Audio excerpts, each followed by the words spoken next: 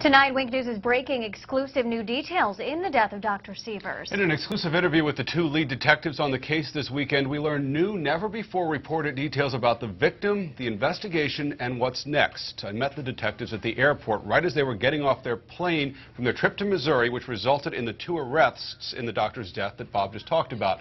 This investigation is still active, so they wouldn't comment on other specifics or strategy, but we learned a lot about where the investigation stands and got answers to some of your biggest questions.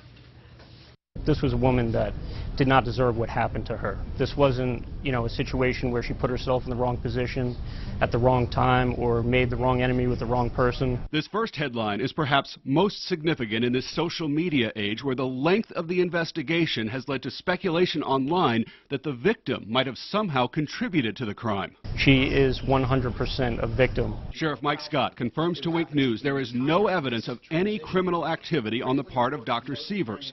That's part of what motivated Detective Michael Downs on the left here and Sergeant David Lebid on the right on 2 trips to Missouri when days on the road turned into weeks. But what motivates you are the victims in this case. The obvious victim who passed away, or more their family, their children. And you want to be able to look at them when they're older and say to them, we did everything we could. We wanted to find the answers.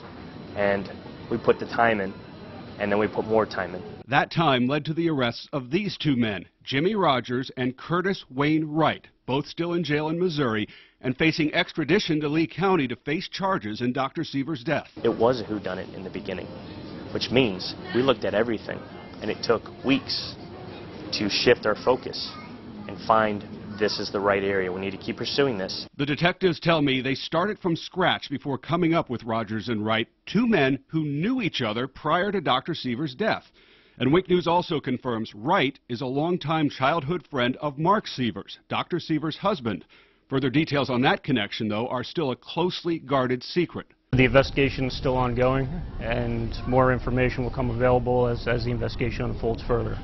But we're by no means any way completed with this investigation at this point. Wink News can also now confirm that Wright will likely be extradited first because Rodgers faces federal prison time in Missouri for a probation violation which he has to serve first.